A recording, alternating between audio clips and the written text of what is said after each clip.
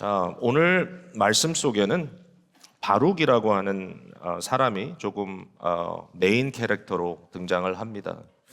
바룩의 말은 없지만 그러나 예레미야를 통해서 바룩에게 전달해 주는 말이 있는데, 도대체 네리야의 아들 바룩이라는 사람이 어떤 사람이길래 이 한 장, 물론 짧은 장이지만 이 장의 주인공이 되었을까, 우리가 질문해 볼 수 있을 것 같아요. 특별히 5절에 보니까 네가 너를 위하여 큰 일을 찾느냐 이렇게 질문을 합니다. 네가 너를 위해서 뭔가 큰 일을 해보겠다고 지금 생각하느냐, 그것을 찾지 말라 이렇게 하나님께서 말씀하시는 걸 보면 이 바룩이라는 사람의 마음속에 지금 어떠한 번민 또는 굉장히 고민이 있다라는 생각을 저희들이 하게 되죠. 자, 이 예레미야는 이제 시간이 딱 일직선으로 가지 않고요, 이렇게 다시 뒤로 갔다 오고 갔다 오고 좀 이런 상황이라서 이미 44장까지 이 예루살렘이 이미 멸망을 당하고 그 다음에 이제 일부 남았던 자들이 애굽까지 가는 이제 그런 장면을 우리가 이미 보았는데, 이제 45장으로 넘어가면서 다시 여호와김 시대로 돌아갑니다. 그러니까 20년 다시 뒤로 백업하는 거예요. 그러니까 아직도 예루살렘이 함락되지는 않았지만, 그러나 그 시대가 얼마나 혼란한 시대인지 이미 여호와김 시대에 다니엘 같은 이 민족, 이 이스라엘, 이 유다 민족의 엘리트들이 바벨론에 끌려가 유배당하는 이제 이러한 일이 벌써 벌어지고 있었기 때문에 이와 같은 상황 속에서 과연 바룩이라고 하는 인물이 스스로 생각하기를 내가 도대체 뭘 할 수 있을까? 내가 뭘 해야 될까? 이런 고민을 했던 것 같아요. 거대한 새로운 신흥 이 제국들이 일어납니다. 바벨론은 지금 막 일어나거든요. 느부갓네살이라고 하는 이 왕이 정말 놀라운 기치를 발휘해서 세계를 점령해 가고 있는 이 시대. 과거에 대단한 제국이었던 아수르도 이제는 깔아앉고, 심지어는 이스라엘 백성들에게는 가장 가까이 있으면서도 영향을 미쳤던 애굽, 에집트도 영향이 점점 꺼져가는 이런 상황 속에, 물론 약소 국가들은 말할 것도 없고, 유다, 예루살렘을 중심으로 유다는 지금 굉장히 치명적인 타격을 받고 있는 이런 상황이니까 이처럼 온 세상이 정말 들썩거리는 상황 속에서 바룩이라는 인물은 질문한 것 같아요. 나는 도대체 뭐를 할 수 있느냐? 뭐를 할 수 있느냐? 여러분, 오늘 우리가 살고 있는 이 시대가 인류 역사상 가장 위험한 시대라고 이렇게 얘기하는 분들이 많아요. 전쟁도 이미 일어나고 있고 더 큰 전쟁이 벌어질 것 같고, 전쟁에 자기들이 지금 자제하고 있어서 그렇지 사용할 수 있는 무시무시한 너무 파괴력이 강한 무기들을 갖고 있는 강한 나라들이 붙어서 싸우고 있기 때문에 이런 상황 속에서 과연 어떻게 될까, 이런 고민들을 많은 분들이 할 수밖에 없죠. 예레미야 시대하고 아주 비슷한 것 같아요. 강대국들이 지금 막 각축을 벌이고 있는 이러한 시대, 바룩이라고 하는 한 젊은이가 나는 내 인생을 어떻게 살아야 할 것인가, 이런 질문을 지금 하고 있는 거예요. 바룩은 어떤 사람인가 하면요, 서기관입니다. 다시 말해서 글쟁이입니다. 글을 쓸 줄 아는 사람. 그리고 그는 선지자 예레미야의 종이라고 말할 수 있습니다. 예레미야가 시키는 대로 예레미야의 뜻에 따라 글을 써주고 그 글을 나눠주고 하는 이제 그런 사람인데, 시대적으로는 엘리트죠. 굉장한 능력을 지닌 사람입니다. 근데 굉장히 깊은 상처를 받고 있어요.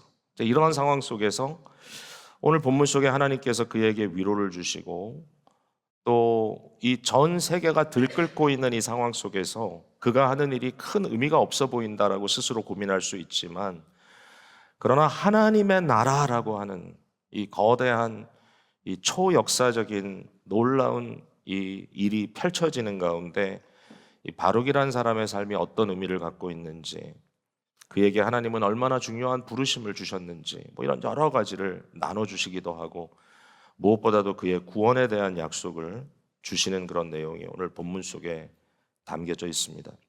자, 조금 더 차근차근 한번 가볼게요. 바룩에 대한 얘기를 몇 가지 하겠습니다. 첫 번째는 바룩은 도대체 어떤 역할을 했던 사람인가 조금 더 들여다볼게요. 바룩은 이런 사람입니다. 일단은 하나님께서 선지자들의 입에 말씀을 넣어주십니다. 이제 여기서 말하는 이제 선지자는 예레미야가 되겠죠. 예레미야 입에다가 말씀을 넣어주면 예레미야가 자기 입을 벌려 하나님의 말씀을 증거합니다. 자, 45장 1절을 다시 볼게요. 유다의 요시야 왕의 아들 여호와김 넷째 해에 네리야의 아들 바룩이, 그 다음에 어떻게 써 있죠? 예레미야가 불러주는 대로 이 모든 말을 책에 기록하니라 그랬습니다. 여기서 이제 책이라는 것은 이제 빈 두루마리를 이야기하죠. 아마 가죽으로 이렇게 쭉 해가지고 당시에 이 두루마리에 글을 쓰게 되면 일단 값도 굉장히 비싼 건데요. 그러나 굉장히 오랫동안 영구히 보관할 수 있는 그런 의미를 갖고 있기 때문에 하나님께서 선지자를 통하여 입에 넣어주시는 그 하나님의 계시의 말씀을, 이것을 이제 스크라이브드, 서기관으로서 기록해내는 그 일을 지금 바룩이 하고 있다라고 하는 얘기입니다. 어떤 사람이 이런 일을 할 수 있을까 생각을 해보면 일단은 진실한 마음이 있어야 됩니다. 자기 자신의 어젠다가 있다든지 자기 자신의 어떤 생각대로 마음대로 할 수 있는 그런 뭔가 믿음직하지 않은 사람이라면 일을 맡길 수가 없죠. 아무리 내가 불러줘도 딴 물을 써버리면 단순히 오류가 난다는 그런 개념보다도 얼마든지 자기의 의도에 따라 또는 자기가 듣고 싶은 대로 듣고 쓸 수 있기 때문에 굉장히 진실된 마음이 있어야 된다. 두 번째는 또 기술과 실력도 있어야 될 것 같아요. 오늘같이 부드러운 종이 위에 볼펜이나 만년필 같은 걸로 기록한다면 좀 쉽겠고, 더군다나 요즘은 워드 프로세서 같은 걸 사용하면서 이제 랩탑으로 툭툭툭툭 쳐나가면 이건 굉장히 빨리 쉽게 쓸 수 있고 오류가 생겨도 얼마든지 다시 돌아가서 고칠 수 있는데 그 비싼 짐승의 가죽을 이렇게 펼쳐가지고 거기에다가 쓰든지 좀 더 싼 걸 쓰려면 갈대잎을 엮은 일종의 파페루루 같은 거를 이렇게 만들어서 하는데 이제 그거는 아무래도 좀 이제 오래 가기가 좀 어렵겠고 사실 쓰기가 더 어려울 겁니다. 이게 거칠어서. 어쨌든 여기에 깃털 같은 걸로 만든 펜을 가지고 계속 잉크를 묻혀가면서 이제 써나가는 이제 이러한 것. 이 정말 이 한 구석도 남김이 없이, 왜냐하면 너무 비싸기 때문에 빽빽하게 줄을 맞춰서 정말 조금도 낭비 없이 이렇게 쭉 기록해 나가야 되는 이제 그런 것 보면 이게 보통 일은 아니구나 생각이 좀 들고요.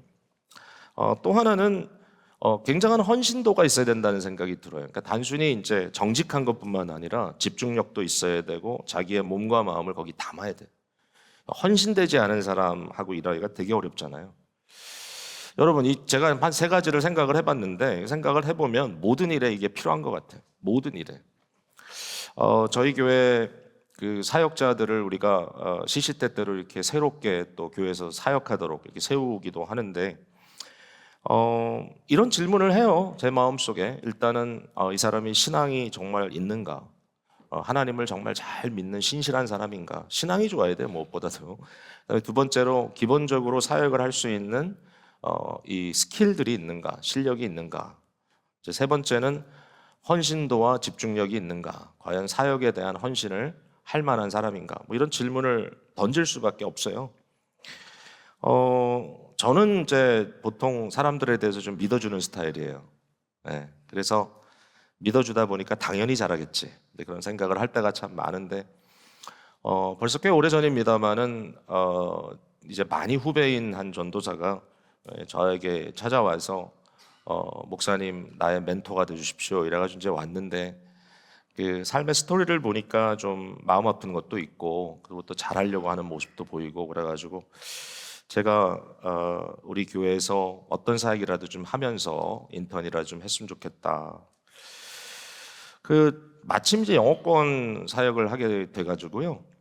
어쨌든 그 방향으로 가게 되니까 그 당시에 이제 영어권 안에서 이제 일종의 당시는 아직 장로가 세워지기 전인데 영어권에는 이제 세션 역할을 좀 위임받은 사람들이 있었습니다. 그래서 그분들이 인터뷰를 했는데 인터뷰를 하고 나서 저한테 도저히 안 되겠다고 그래요. 도저히 안 되겠다. 그래서 왜 그러냐. 그래서 이제 한 번 더 인터뷰를 해봐라. 인터뷰를 한 두세 번 한 것 같아요. 제가 억지로 하라 그래가지고. 이제 그래서 결국 했어요, 사역을. 근데 오래 못 갔어요. 오래 못 가고 교회 안에 좀 갈등이 있어가지고 빨리 떠나게 됐어요. 제가 그때 배운 게 있어요. 아, 사람을 좀 잘 봐야 되겠구나. 사람을 잘 봐야 되겠구나. 근데 그때 우리 EM의 그 리더들이 이제 저에게 한 말이 뭐냐면은 이런 얘기였어요. 이분이 나이가 어린 것 같지는 않은데 아직도 자기의 인생으로 뭘 하고 싶은지를 모르는 사람이다. 이런 얘기를 합니다. 그러니까 뭘 하고 싶냐, 뭘 할 거냐, 당신은 어떤 걸 부름을 받았냐 그러면 뭐 신학교는 다니고 있는데 아직 뭘 해야 될지 잘 모르. 그러니까 저는 깜짝 놀랐어요. 그 얘기를 듣고 이제 개별적으로 얘기를 하고 이제 그게 다 나온 것 같아요. 그래서 제가 이게 하나님께서 쓰신다라는 게 참 쉬운 일이 아니구나. 근데 제가 지금 목회자에 대한 얘기를 좀 했습니다만은 근데 그것만은 아닐 겁니다. 아마도 여러분도 누구를 어떤 이유에서든지 어떤 관계 속으로 끌고 들어와서 그분과 함께 무언가를 도모한다면 더군다나 뭐 아내와 남편이 되는 관계를 한다면 더군다나 여러분 마음속에 과연 신앙이 있는가, 삶을 살아갈 수 있는 어떤 기본적인 스킬이 있는가, 그리고 이 사람은 집중력이 있고 삶에 대한 어떤 헌신도가 있는가 이런 걸 기본적으로 보지 않겠어요? 그걸 안 보고 그냥 사랑에 빠져서 해버리면 큰일 난다는 레슨을 저희가 많이 받습니다. 자, 어쨌든 바룩은 이런 사람이었어요. 그러니까 나름대로 신실한 젊은이, 나름대로 인정받을 만한 사람. 그는 예레미야가 불러주는 말씀을 그냥 기록할 뿐만 아니라 36장에 특별히 이제 그 얘기가 많이 나오는데 예레미야를 대신해서 필요한 곳에 가서 그 말씀을 낭독하기도 하고 심지어는 두루마기를 전달하는 역할도 하고 그래서 고관들에게도 가서 이야기를 하고 그가 보낸 이 글이 왕에게까지 전달이 되기도 하고 이렇게 했습니다. 이게 바룩의 역할이에요. 자, 두 번째 근데 바룩은 고난의 사람이었어요. 고난을 많이 받았어요. 왜 고난을 받았을까? 뭐 일단은 따라다니던 사람이 고난의 종이었어요. 예레미야가 고난을 많이 당했으니까 당연히 이제 예레미야와 바룩은 이제 한통속이 되어 있으니까 같이 고난을 받을 수밖에 없어요. 자, 오늘 본문에 보면 3절에 이렇게 써 있어요. 내가 일찍이 말하기를 화로다. 여호와께서 나의 고통에 슬픔을 더하셨으니 나는 나의 탄식으로 피곤하여 평안을 찾지 못하도다.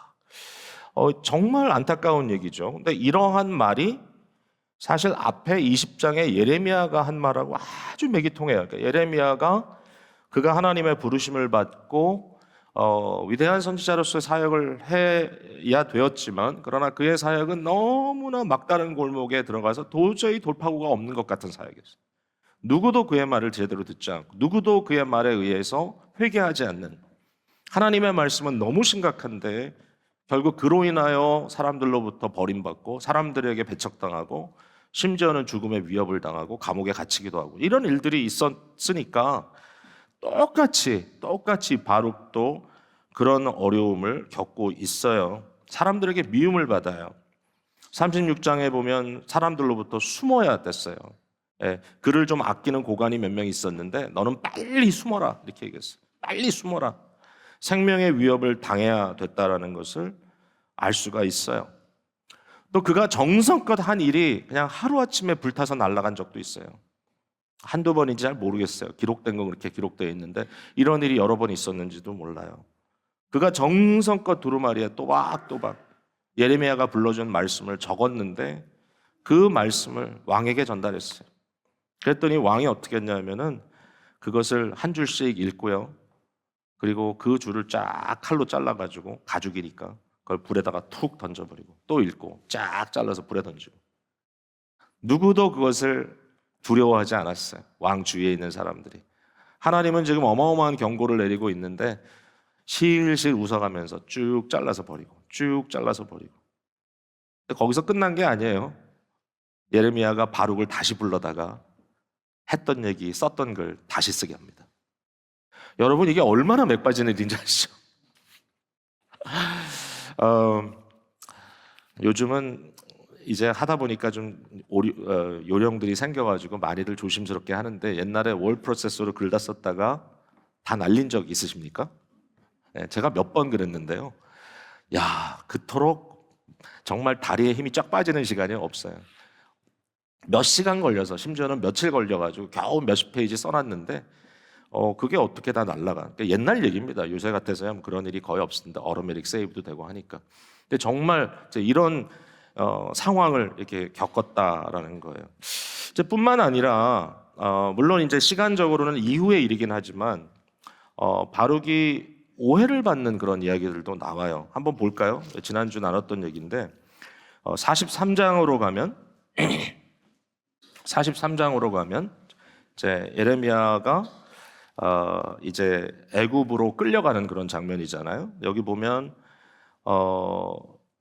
2절에 오만한 자들이 예레미야 하는 말이 거짓말이다 믿지 않잖아요. 3절을 보세요. 3절 같이 한번 읽어볼게요. 시작.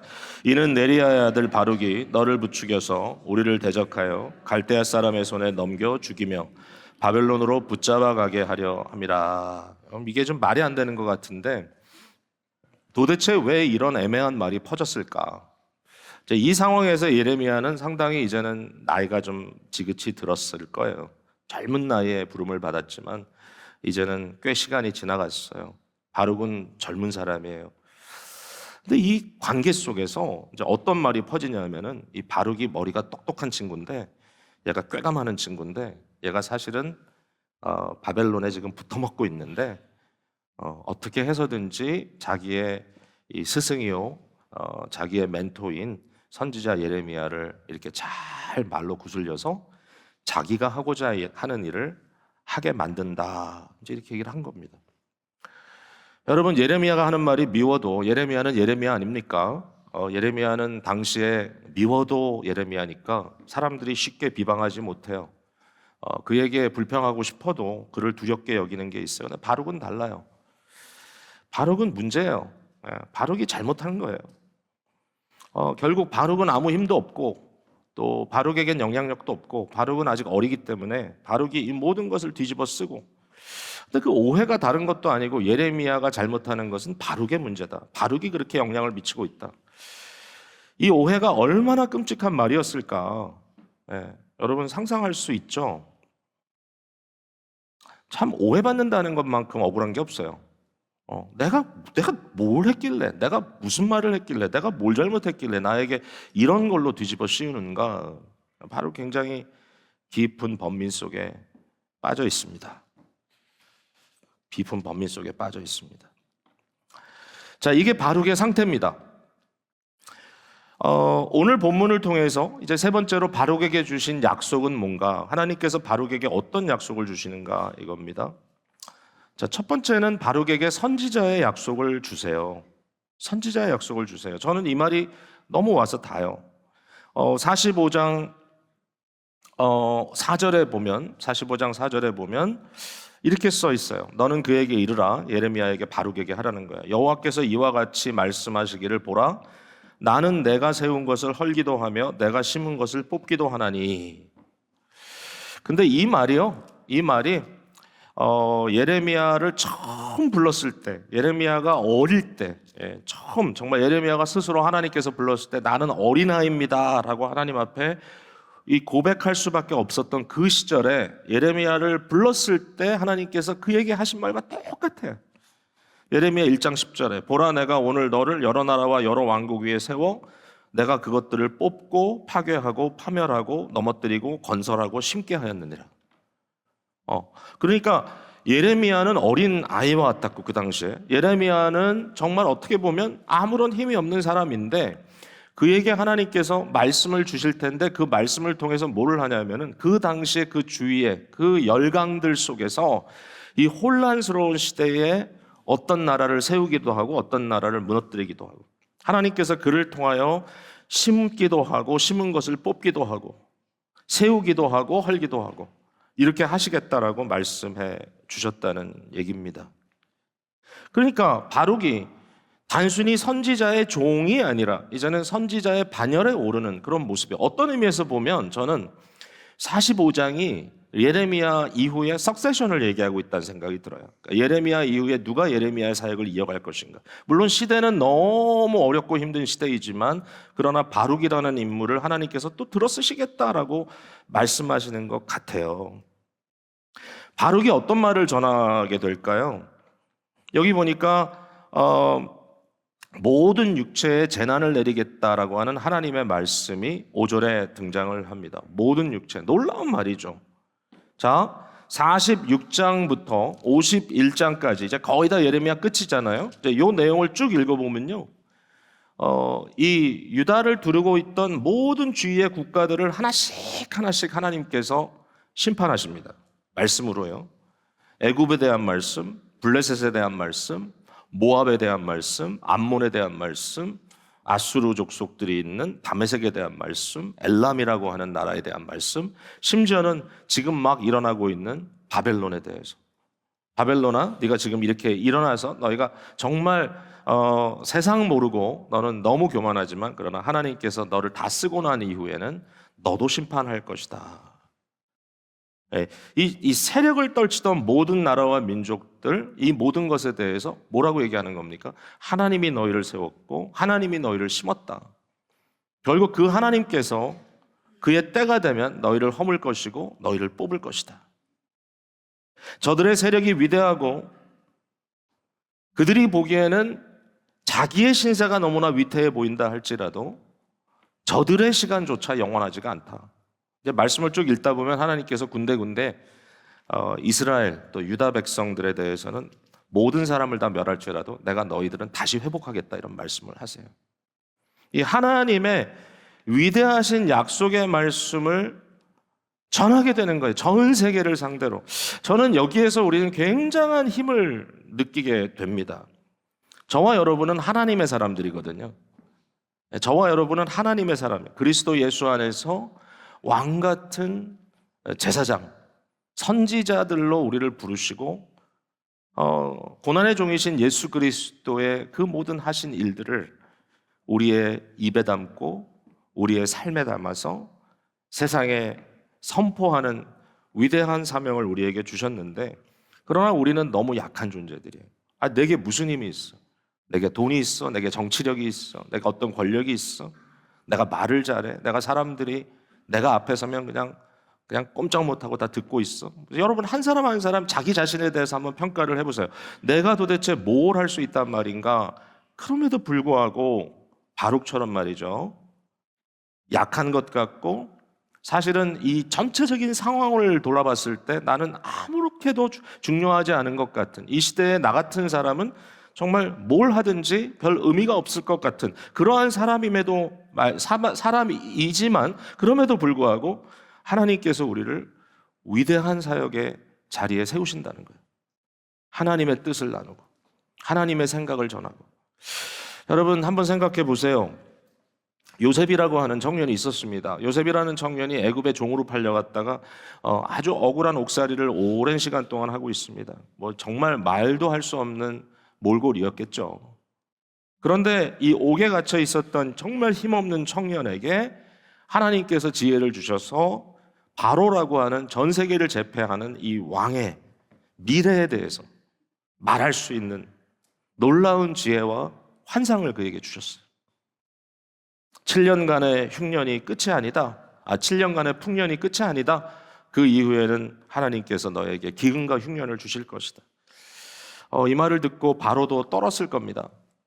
근데 그 말 속에 담겨져 있는 하나님의 그 강한 권능, 하나님의 그 주권과 이 하나님의 권세를 느꼈기 때문에 바로도 그 뜻을 거역하지 못하고 아무 힘도 없는 청년이지만 요셉의 말을 들었던 것이죠. 정말 내가 대단한 사람이라고 소리치지 않아도 돼요.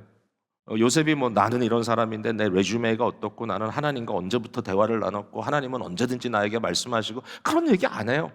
그냥 그 순간 그 자리에서 하나님께서 기회를 주셨을 때 하나님의 은혜, 하나님의 그 지혜에 의지해서 그가 사용받은 거예요. 다니엘도 똑같죠. 다니엘은 정말 우리 생각에는 대단한 사람 같지만 다니엘이 처음에 바벨론에 잡혀갔을 때 그는 패전국, 이 완전히 망한 나라에서 포로로 잡혀온 아주 어린 청소년에 불과했습니다. 그가 이런저런 일로 마음을 정하긴 하지만 사실 이 제국의 관점에서 봤을 때는 그건 별 의미가 없습니다. 네가 뭘 하겠다는 건데 네가 도대체 뭔데? 그러나 온 세계를 제패한 느부갓네살 왕 앞에서 다니엘은 하나님의 주시는 놀라운 계시를 그에게 전달합니다. 느부갓네살이 꿈을 꿨습니다. 여러분 너무나 잘 아시죠? 거대한 신상을 보았어요. 머리는 금으로 돼 있고 내려가면서 다른 새, 다른 철로 만들어져 있는 그러한 거대한 동상을 보았어요. 느부갓네살 앞에서 이런 얘기하기가 되게 힘들었을 텐데, 너무너무 불안했을 텐데, 떨렸을 텐데 하나님의 뜻을 전합니다. 왕이여, 맞습니다. 당신은 위대합니다. 당신은 그 거대한 신상의 머리 부분입니다. 당신은 금으로 만든 머리입니다. 여기까지는 좋았죠. 그러나 당신의 시대도 지날 것입니다. 메대와 바사, 페르시아가 일어나서 당신의 왕국을 멸할 것입니다. 그뿐인가요? 헬라가 일어나고 로마가 일어나고 결국 모든 시대에 오직 하나님의 놀라우신 주권 안에 어떤 권력자라 할지라도 그 앞에 무릎 꿇을 수밖에 없다라고 하는 이 무시무시한 하나님의 말씀을 담대히 전할 때 다니엘을 높였습니다. 다니엘 스스로 피할 필요 없었죠. 사실 어떻게 보면 너무나 보잘것없는 청소년에 불과했지만, 그러나 하나님께서 하나님의 나라의 사역으로 그에게 맡기셨기에 그런 놀라운 일을 하게 되었습니다. 바룩의 위대함이 어디 있을까요? 바룩의 위대함이 어디 있을까요? 물론 그가 가지고 있었던 기본적인 신실함이 있었다 생각은 하지만, 그러나 그걸 가지고 어떻게 감히 이 온 세계를 향하여 큰 소리 떵떵 치겠습니까? 과연 그걸 가지고 무슨 능력이 있다고 그 바벨론의 미래에 대해서 예언하겠습니까? 바벨론의 패망과 멸망에 대해서 미리 예고할 수 있을까? 여러분, 절대로 바룩이 스스로 큰 일을 하려고 애썼기 때문이 아니라는 거예요. 5절에 내가 너를 위하여 큰 일을 찾느냐? 그것을 찾지 마라. 내가 너를 위하여 큰 일을 찾느냐? 그것을 찾지 마라. 여러분, 우리가 뭔지 몰라도 좀 뭔가 아직 온전히 갖추지 못했고 내가 이 일을 감당할 수 없을 것 같고 큰 일이든 작은 일이든 생각만 하면 떨리고 사람들 앞에 내가 리더로 작은 일이라 할지라도 내가 이것을 감당해야 되는 위치에 있다고 생각하면 내가 할 수 있을까? 여러분, 귀찮아하고 그런 거 난 아니야. 신앙의 문제라면 제가 오늘 여러분께 다시 한번 하나님께 헌신하고 주님의 도우심을 구하라고 말씀드리고 싶고요. 그러나 단순히 신앙이나 헌신의 문제가 아니라 아무리 돌아봐도 내 스스로 할 수 있는 것이 너무 없다. 나는 부족하다. 나는 주께서 내게 맡긴다 할지라도 그 일을 감당할 힘이 없다라고 생각하신다면 제가 오늘 여러분께 바룩에게 주었던 이 말씀을 드리고 싶어요. 저와 여러분의 위대함은 이걸 깨달을 때마다 더욱더 겸손해지고 더욱더 담대해집니다. 저와 여러분의 위대함은 하나님 나라의 예수 그리스도의 나라에 우리가 기대고 있다는 것이에요. 이 세상의 권력과 세상의 힘을 가지고 측정한다면 모르겠어요. 우리 가운데 나름 잘 나가는 사람이 있을지 모르겠지만 우리가 감히 뭐라고 얘기할 수 있겠어요. 그러나 하나님의 나라, 그리스도의 나라에 기대고 있는 이상 하나님께서 하시는 그의 영원한 나라에 소속된 하나님 나라의 시민으로 부름받아 왕같은 제사장이요 거룩한 선지자로 우리를 쓰시겠다고 약속하신 이상 여러분, 우리는 두렵고 떨 필요가 없습니다. 또 우리 스스로 뭔가 큰 것을 우리 나름대로 해보려고 애쓸 필요도 없습니다.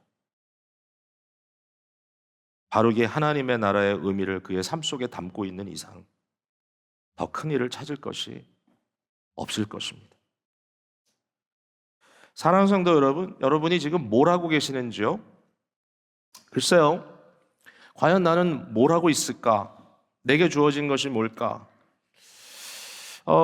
저는 아주 저의 위대한 선배들을 만날 때 참 굉장히 은혜를 받은 경우들이 있는데, 제가 아는 한 백인 우리 인생의 선배 한 분이 계십니다. 마크 뷰비라고 하는 형제님인데, 이분은 우리 같은 필라델피아 지역에 계시는 분이고 지금 이제 교회의 장로로 섬기지만 이제 연세가 드셔서 아마 은퇴를 앞두고 계시지 않나 그런 생각이 들어요.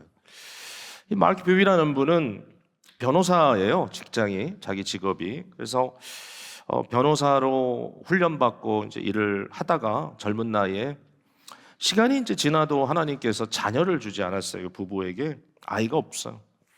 아이가 없다는 것이 분들에게 조금 좀 섭섭한 일이었겠죠. 근데 아내와 남편이 앉아가지고 이런 생각을 했어요. 야, 내가 그냥 일반 직장을 가지고 섬길 수 있는데 하나님께서 우리에게 자녀도 주지 않고 뭐 우리가 큰 돈이 필요한 것도 아니고 우리가 앞으로 살아가면서 거기에 신경 쓸 일이 없는데 혹시라도 내가 할 수 있는 뭐가 없을까?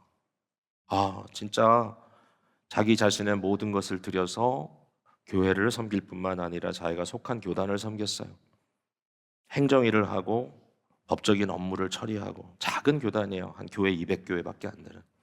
근데 그 분을 만날 때마다 얼마나 겸손한지, 얼마나 그의 말이 그렇게 참 인간다운지 몰라요.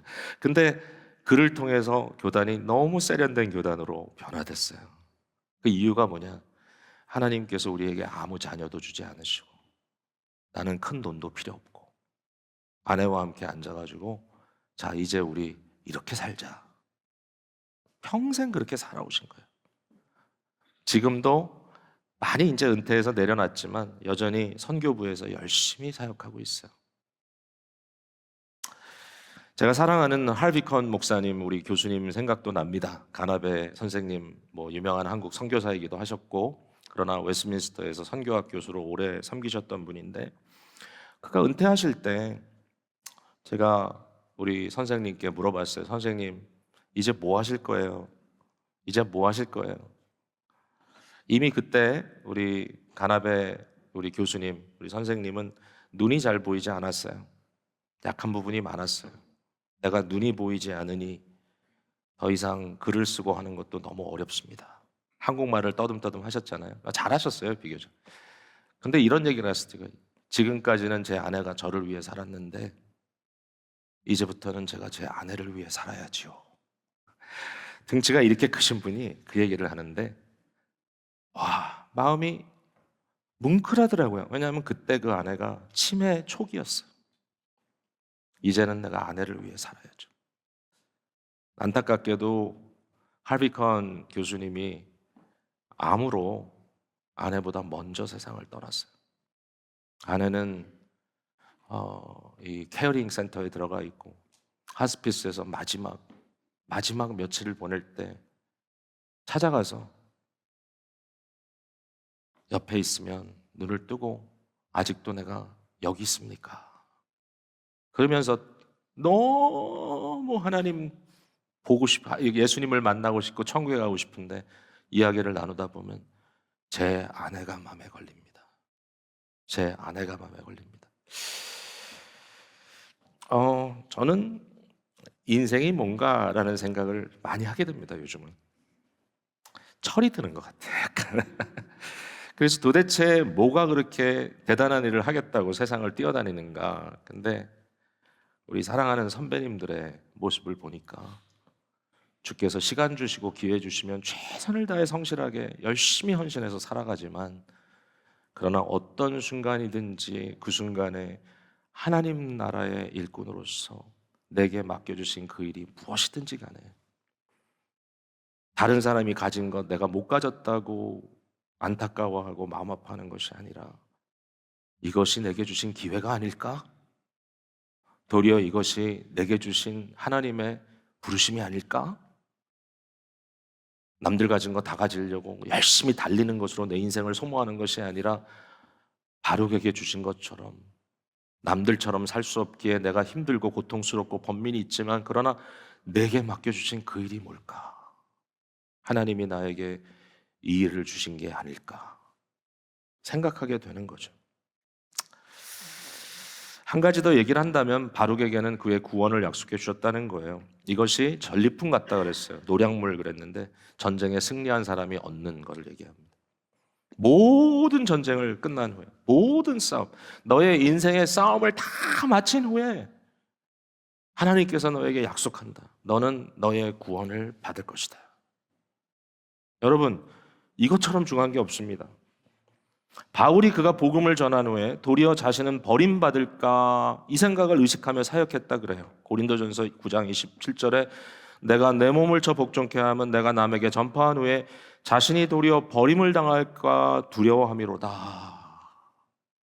뭐 구원에 확신이 없어서 떨었다는 얘기인가요? 아니요. 무엇이 중요한지를 알았던 거죠. 아무리 사역이 중요하고 아무리 모든 것이 사람들 보기에 멋들어져 보여도 내가 하나님과의 관계 속에서 올바로 서 있지 않다면, 그리스도 예수 안에 있는 은혜 가운데 내가 구원의 은혜에 풍성히 들어가 있지 않다면 그것만큼 불행한 일은 없다라고 생각한 겁니다. 예수께서 70인을 뽑아서 저들을 고을로 보냈습니다. 저들이 엄청난 일을 하고 돌아왔어요. 예수님께서 그들에게 이렇게 얘기합니다. 내가 너희에게 뱀과 전갈을 밟으며 원수의 모든 능력을 제어할 권능을 주었으니, 여기 뱀과 전갈이라는 것은 사탄, 악마의 권세를 의미합니다. 너희를 해칠 자가 결코 없으리라. 얼마나 멋있습니까? 너는 걱정하지 마라. 근데 딱 이 말씀하셨어요. 그러나 귀신들이 너희에게 항복하는 것으로 기뻐하지 말고 너의 이름이 하늘에 기록된 것으로 기뻐하라. 여러분, 섬김의 자리로 부르심받은 사람들은 우리 자신들에게 있어서 섬김도 너무 귀하지만 다 은혜죠. 은혜. 그런데 내가 그리스도 예수 안에서 받은 은혜보다, 구원보다 더 큰 일이 없다. 여러분, 영의 구원, 우리의 정말 구원이라고 하는 이 현실은 우리 눈에 크게 보이지 않아요. 구원 받은 거예요. 눈에 보이지 않지만 가장 위대한 일이고, 사탄과 그의 쫄개들을 우리를 볼 때마다 정말 두려워서 떨게 만드는, 절망시키는 그 일이 뭐냐? 바로 그리스도 예수 안에서 우리가 구원받은 자들이다. 성령의 인침을 받았다. 하나님의 시그니처가 우리 안에 있다. 이것만큼 더 귀한 일이 없어요. 내가 구원받았는지. 오늘도 조금이라도 여러분 마음속에 의심이 있다면 그리스도 예수를 여러분 믿음으로 영접하시기를 바랍니다. 다른 방법이 없어요. 자, 우리 역시 바룩의 자리에 있다라고 하는 것을 기억해야 되겠습니다. 다른 생각 품지 않고 오직 우리의 의미, 우리의 중요성, 나를 위해 내가 무엇을 할까, 그게 아니라 진정 하나님의 의요, 하나님의 나라요, 하나님의 권세 되신 우리 주 예수 그리스도 안에 있음을 우리의 인생의 최대의 놀라운 힘과 특권으로 알고 오늘 내게 주어진 일을 힘들어도 묵묵히 주 안에서 감당하는 사랑하는 주의 성도님들 되시기를 주님의 이름으로 축복을 드립니다.